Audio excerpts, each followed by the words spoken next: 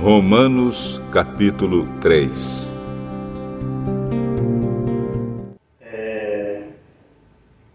Romanos capítulo 3, versículo 21 em diante. Epístola aos Romanos, capítulo 3, a partir do versículo 21.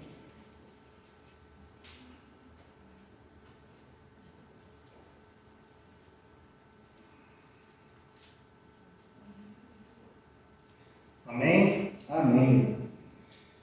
Diz assim: mas agora se manifestou sem a lei a justiça de Deus, tendo o testemunho da lei e dos profetas, isto é, a justiça de Deus pela fé em Jesus Cristo para todos e sobre todos os que creem, porque não há diferença, porque todos pecaram e destituídos estão da glória de Deus, sendo justificados gratuitamente pela sua graça, pela redenção que há em Cristo Jesus, ao qual Deus propôs para a propiciação pela fé no seu sangue, para demonstrar a sua justiça pela remissão dos pecados dantes cometidos, sob a paciência de Deus, para a demonstração da sua justiça neste tempo presente,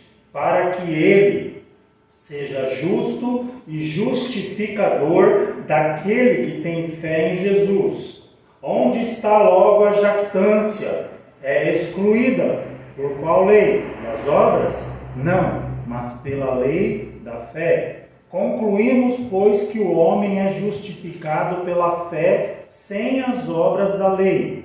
É porventura Deus somente dos judeus? Não é também dos gentios? Também dos gentios, certamente. Se Deus é um só, que justifica pela fé a circuncisão e por meio da fé a incircuncisão, anulamos, pois, a lei pela fé? De maneira nenhuma. Antes, estabelecemos a lei. Que diremos, pois, ter alcançado Abraão, nosso pai segundo a carne? Porque se Abraão foi justificado pelas obras, tem que se gloriar, mas não diante de Deus. Pois que diz a Escritura? Creu Abraão em Deus, e isso lhe foi imputado como justiça. Ora, aquele que faz qualquer obra, não lhe é imputado galardão segundo a graça, mas segundo a dívida.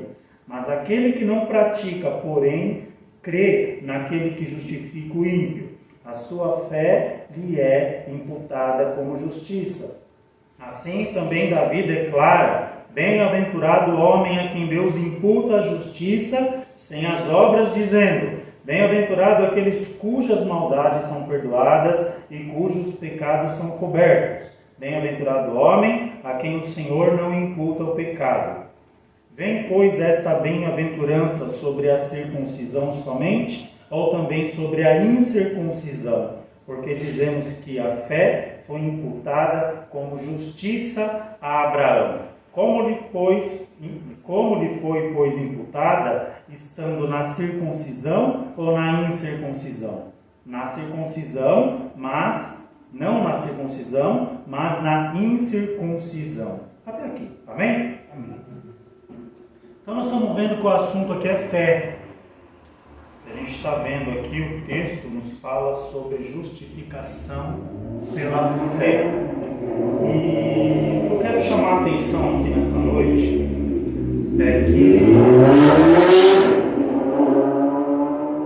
para muitas coisas na nossa vida, a nossa fé muitas vezes parece não alcançar. Não tem certas coisas na nossa vida que para a gente parece impossível?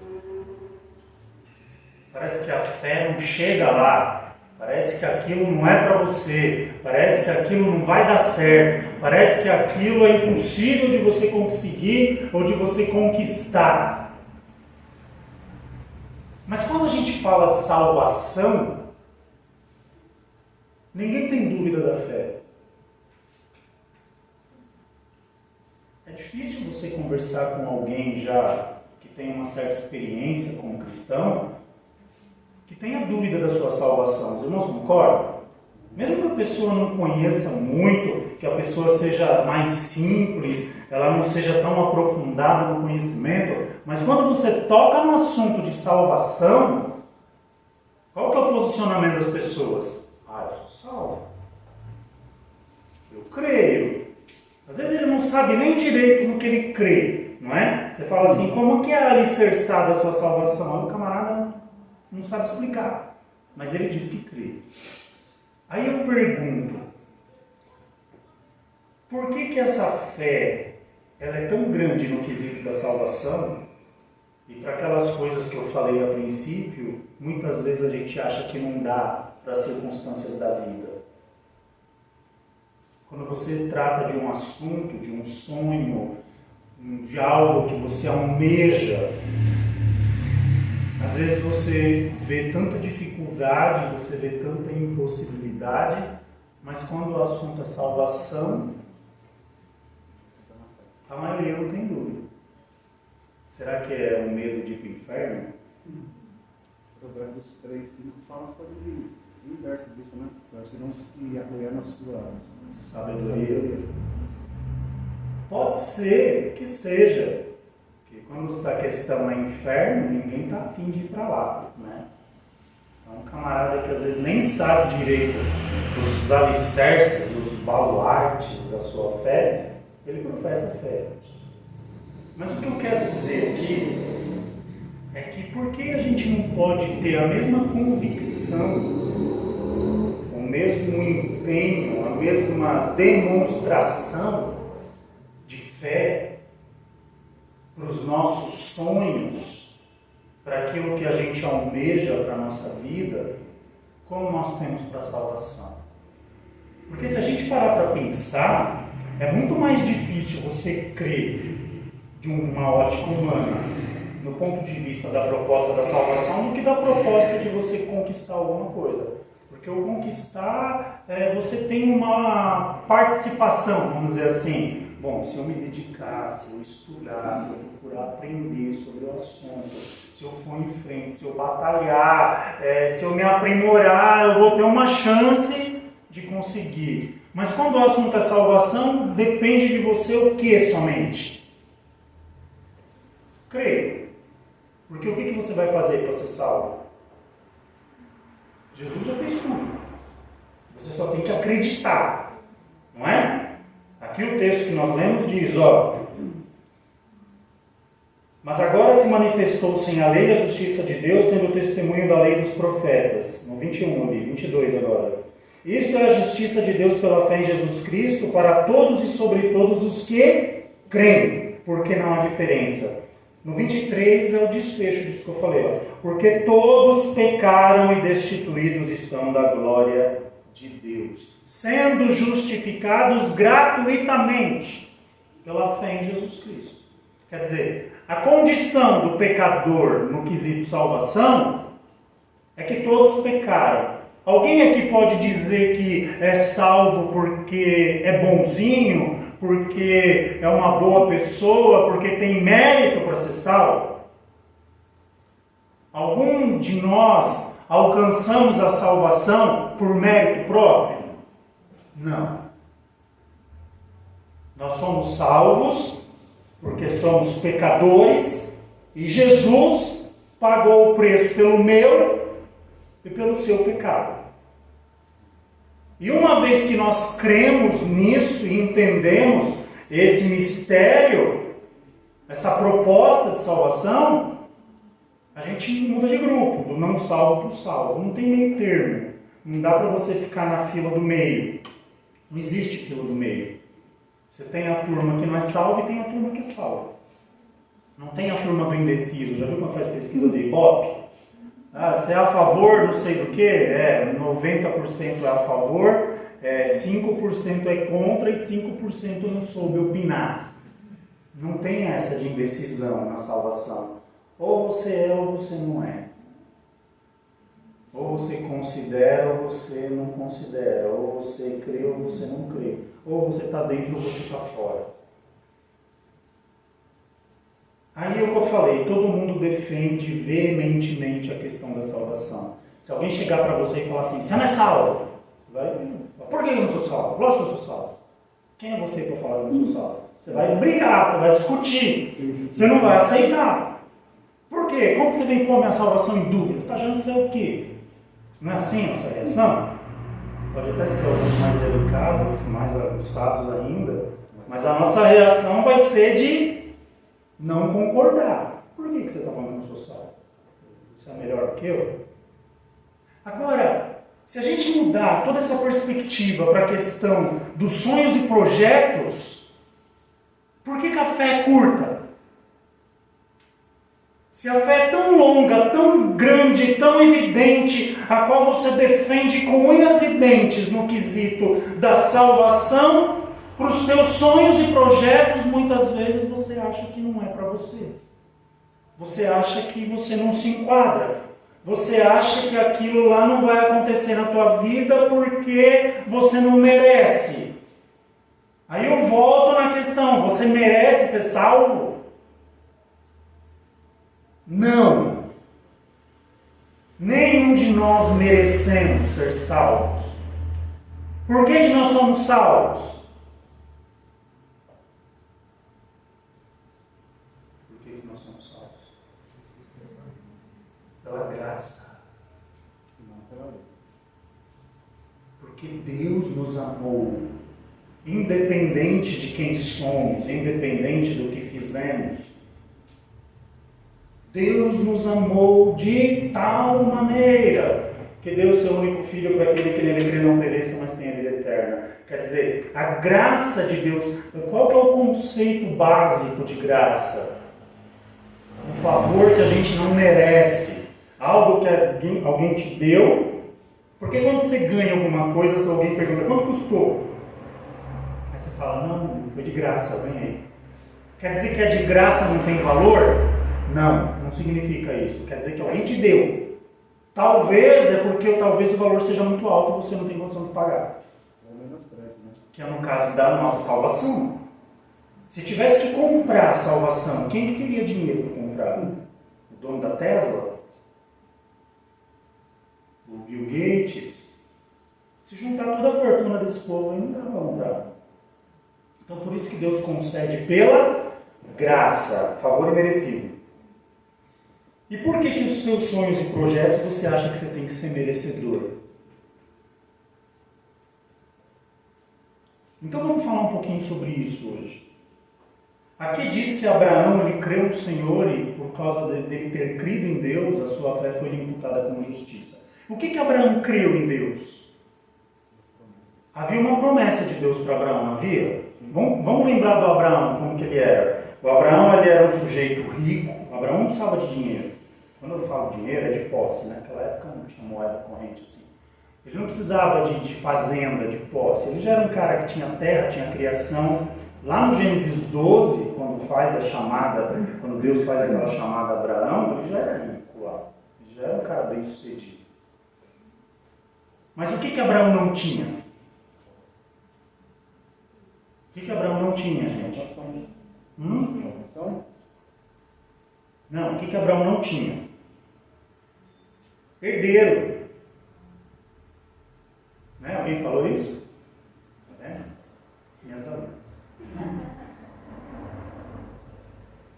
E creu Abraão no Senhor e isso lhe foi imputado como justiça. O que Abraão creu? Quando Deus fala para Abraão, Abraão, você vai sair da tua terra, da tua parentela, para uma terra que eu ainda vou te mostrar e vou te fazer uma grande nação. De você eu vou construir uma grande nação. Abraão creu em Deus. Bom, legal, até aí parece que é tudo simples crer, né? Se alguém falar para você que você vai casar, vai ter filhos e a sua descendência vai ser grande, bacana. Poxa, tem tudo a ver, estou dentro, é legal, quero ser essa pessoa. Só que tinha um problema. Abraão já tinha 75 anos quando ele foi feita essa promessa. Sua mulher já era de idade também. E ela era estéril. A Bíblia diz que já havia passado o tempo do costume das mulheres. Ela já não era mais fértil. E ela era estéril. Abraão já tinha uma idade avançada e Deus fala para ele: você sai do meio do teu povo, da tua terra, da tua parentela, abre mão disso que você já conquistou, sai pelo deserto atrás de algo que ainda eu vou te mostrar o que é, e de você eu vou fazer uma grande nação. Então, nesse momento, foi criado o que em Abraão? Um projeto, um sonho, uma expectativa de vida sobre algo que ele não tinha, que era descendência. Por que Ló veio junto? O sobrinho. Porque quando se falava em herdeiro, a referência mais próxima que Abraão tinha era o sobrinho.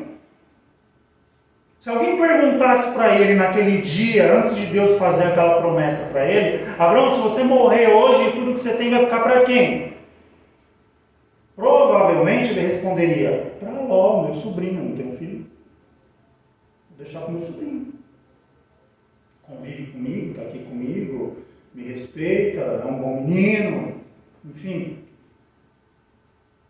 Mas Deus planta um sonho para a vida de Abraão, a qual ele abraça, ele crê, e isso lhe foi imputado como justiça. E notem, hein?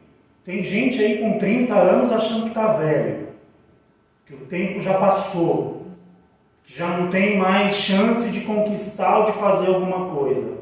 Quantos anos Abraão tinha? 75.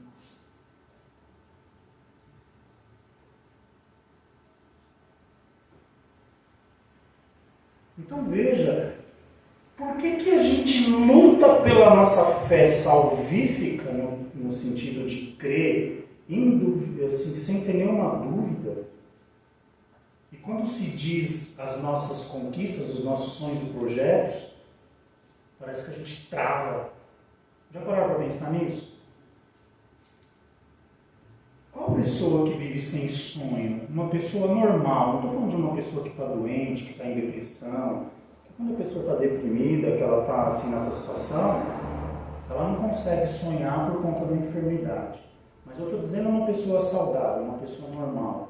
Quem que não tem um sonho, que não tem um projeto, que não almeja alguma coisa? Poxa, eu quero tanto me formar, eu quero ter a minha casa, eu quero ter uma empresa, eu quero ter um cargo bem sucedido numa empresa grande, numa multinacional, eu quero ter um negócio no ramo tal. Quer dizer, basicamente, todo mundo tem um sonho, tem um projeto, não é verdade? Agora, imagina você ter um projeto, um sonho na direção de Deus.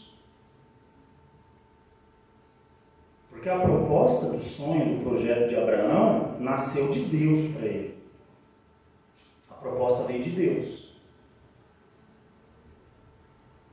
E o que Abraão precisou fazer nessa história toda foi crer.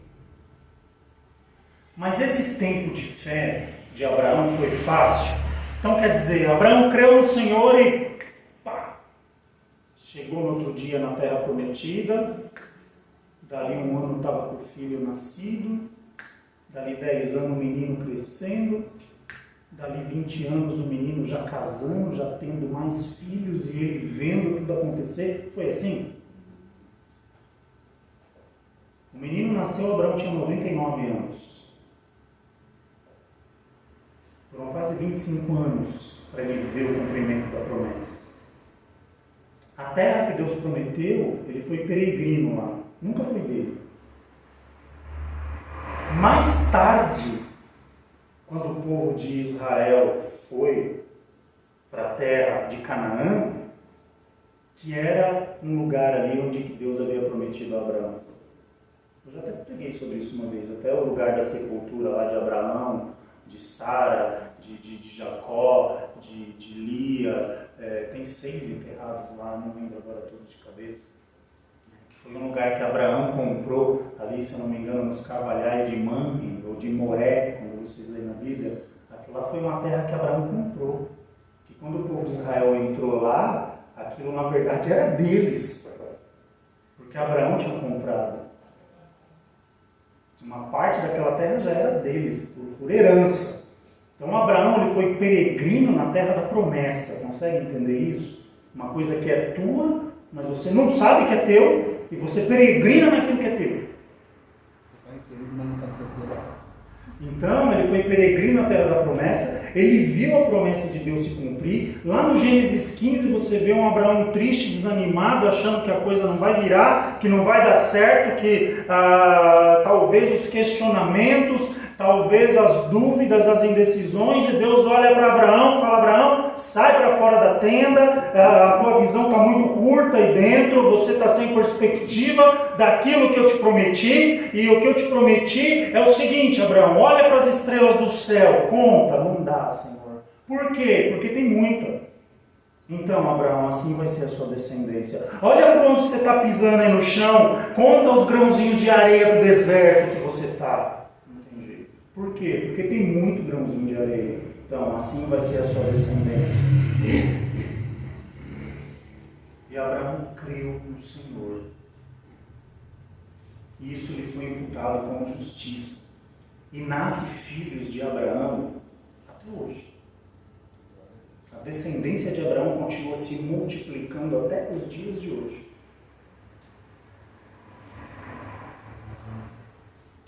E por que a nossa fé não alcança coisa tão simples das nossas vidas?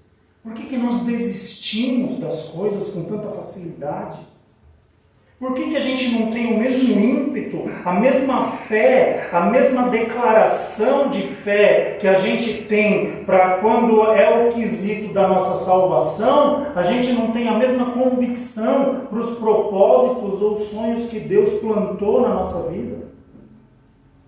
Quanta gente desistindo, quanta gente voltando para trás, quanta gente abrindo mão, quanta gente abandonando. Quando Deus nos chamou para conquistar, para ir para frente, para ganhar, isso mostra o quê? Que a gente vive uma geração débil na fé. Uma geração com falha na fé. Uma geração sem convicção de fé. Porque é muito fácil a gente promover um culto para distribuir chave, vitória e tudo mais. Como se tudo fosse um passe de mágica na vida das pessoas. Hoje eu não tenho nada, eu vou lá, eu dou um envelope, eu faço não sei o quê. Daqui a um mês eu sou um rico milionário com fazenda, casa, carro e tudo que eu posso querer. Não. Não é assim que funciona. Para Abraão ver um filho aqui demorou 25 anos. Davi foi ungido rei por Samuel. Saul estava vivo ainda.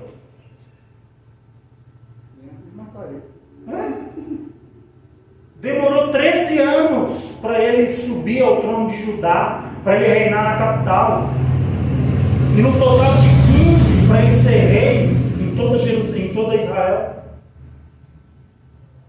Mas quando foi ungido rei, o que aconteceu no coração de Davi? Foi plantado um projeto de Deus na vida dele. Foi plantado um sonho de Deus para a vida de Davi. Se a gente olhar para a vida de Davi depois que ele foi ungido rei, a coisa entortou para o lado dele, ficou difícil. Porque começou perseguição, aí começou o ciúme de Saul, Saul começou a querer matar Davi, Saul levantava o exército, ao invés de ir para a guerra, ia procurar Davi para matar Davi. E Davi tem que viver fugido e corre de um lado e corre para o outro. Os irmãos teriam uma ideia. Teve uma luta uma vez contra os filisteus. O exército de Saul estava vindo contra os filisteus. Davi tinha um exército próprio, de uns valentes lá da caverna de Adulão. Uns homens valentes, corajosos, sem medo de nada. Quando Davi ficou sabendo da luta, Davi ficou com medo do exército de Saul, que estava fragilizado pela liderança ruim de Saul, perder para os filisteus. O que Davi fez? Vamos lá na frente, nós vamos lá lutar primeiro, para quando Saul chegar, está tudo vencido, tudo bonitinho, a cidade conquistada, E Davi foi lá com o exército dele, derrotou os filisteus, pôs os filisteus para correr e tal. Quando Saul fica sabendo que mandaram notícia, olha Saul, o Davi já foi lá, já ganhou a guerra para você, já está lá na cidade, as portas abertas, só para você chegar e assumir tudo ali, porque ele não faz questão de nada, ele fez isso para você, que você que é o rei. Sabe o que Saul fez? Vamos lá urgente para me matar Davi. Aí Davi orou a Deus indignado, Senhor, eu vim aqui, eu lutei por ele, eu ganhei para ele, eu estou aqui esperando ele chegar só para ele entrar e tomar conta da cidade, e agora ele quer me matar, o que eu faço? Sabe o que Deus falou para Davi? Foge. Sai daí. Foge, porque ele vai te matar. Era moleza a vida de Davi? Não era. Para ele conseguir chegar naquilo que Deus havia plantado no coração dele, ele precisou crer.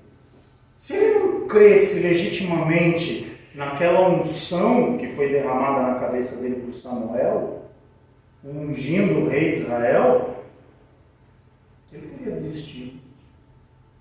Será que não teve nenhuma noite que Davi sozinho no relento, na caverna gelada, aquele frio da madrugada, ele falou, aquele Samuel aprontou uma para o meu lado, acho que ele não estava muito bem naquele dia, não estava pensando direito, acho que ele se enganou.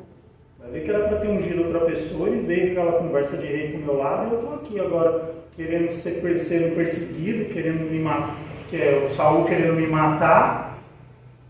Será que não passou nenhum pensamento assim na cabeça de Davi? Humanamente falando, eu acredito até que sim. Mas o que acontecia? Aí Deus vinha e renovava aquele sonho, aquele projeto, e fazia com que ele cria.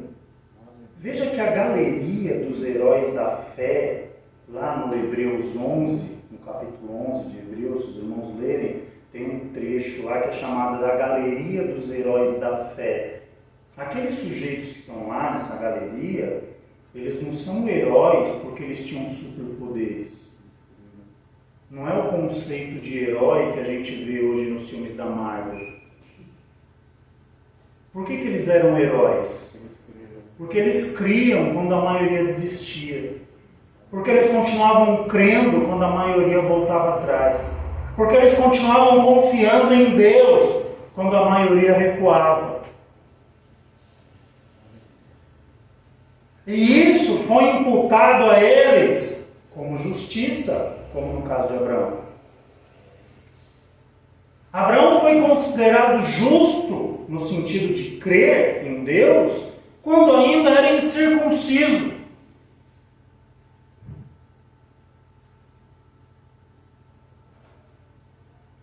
Depois que ele foi circuncidado, que a sua geração, a sua descendência começou a ser circuncidada, a circuncisão começa em Abraão.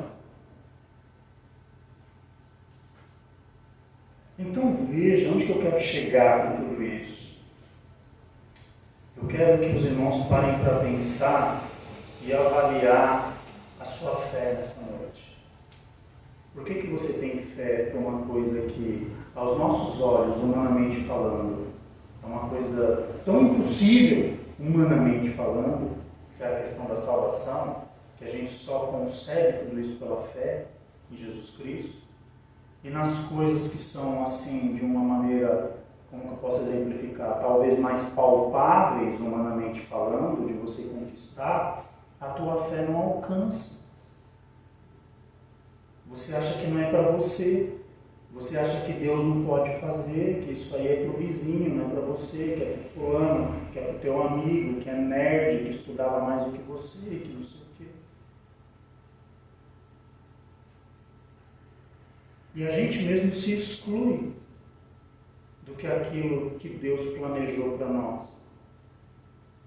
Então eu quero te convidar nessa noite para você começar a ver a sua vida com outros olhos, numa perspectiva da fé, numa perspectiva que você também pode em Deus, não por teu mérito, Não é porque você é bom, não é porque eu sou bom.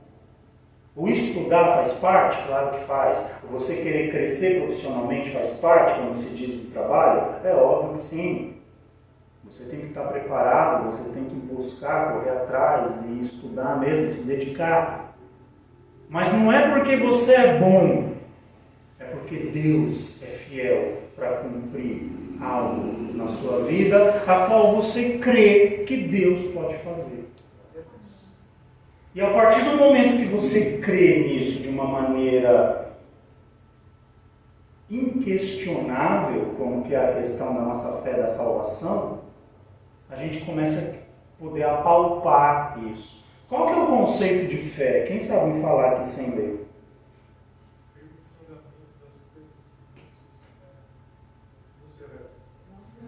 E a prova das coisas que não se veem.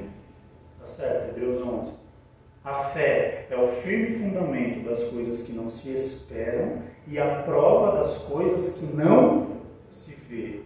Se alguém falasse assim para você, olha, você vai ser o diretor de uma grande empresa e te mostrasse a porta da empresa, a tua cadeira que você vai sentar, a mesa da diretoria reunida, já um papel só para você assinar e você assumir a vaga de diretor, eu sou mais bobinho, acredito.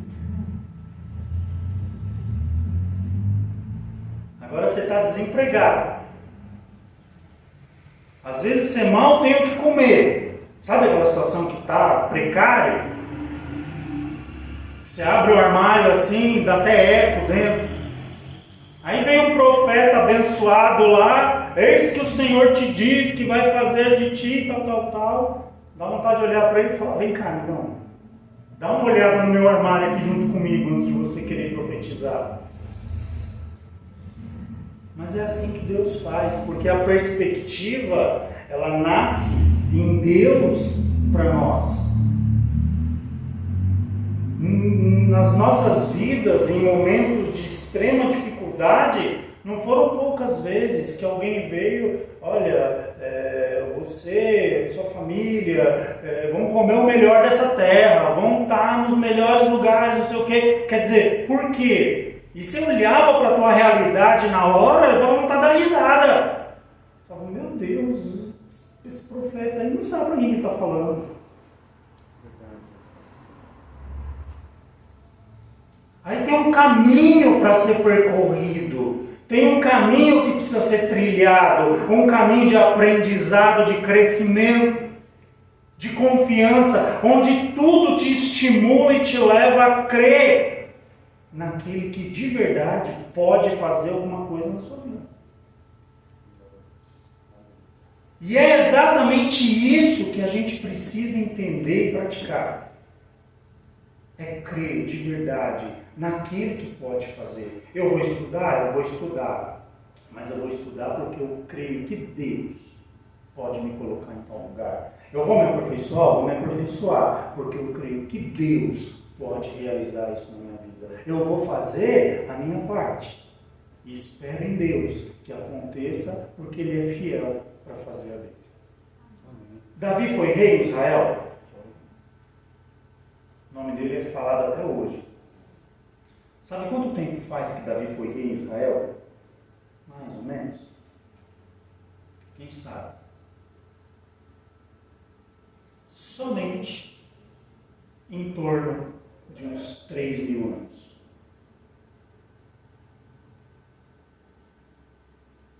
Três mil anos, mais ou menos, faz que Davi reinou em Israel. Quando a gente fala de Davi, parece que ele está lá reinando até hoje, né? Quando a gente ouve falar de Davi, os feitos de Davi, parece que foi há pouco tempo. Está acontecendo.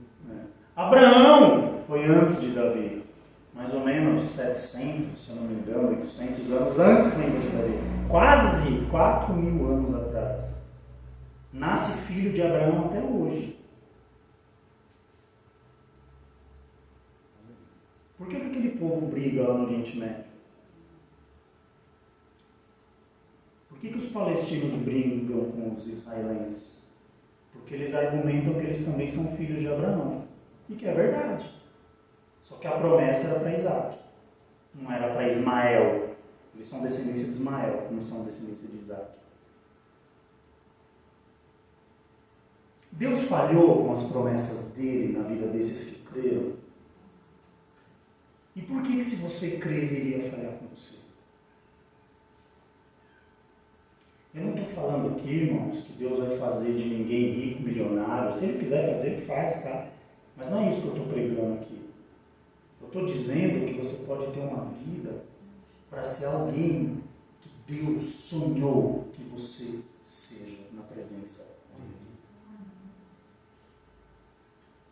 E para isso, você precisa crer. Com a mesma maneira que você crê na tua convicção da salvação.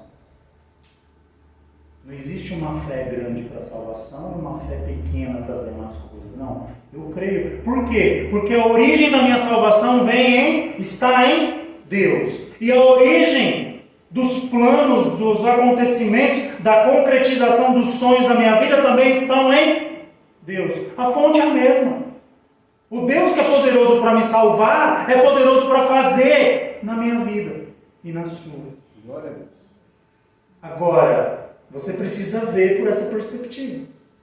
Senão você vai sempre continuar achando que não é para você, que você não pode, que você não é merecedor, que de fato não é mesmo, como eu já expliquei, que não é capaz e tiriri, blá blá blá, e ficar se lamentando pro resto da vida. E creu Abraão no Senhor, e isso lhe foi imputado como justiça. Amém? O que você precisa fazer? Crer no Senhor. E a justiça, ela vem de Deus. Amém, irmãos? Fica por aqui, que eu já extrapolei o tempo. Vamos orar a Deus.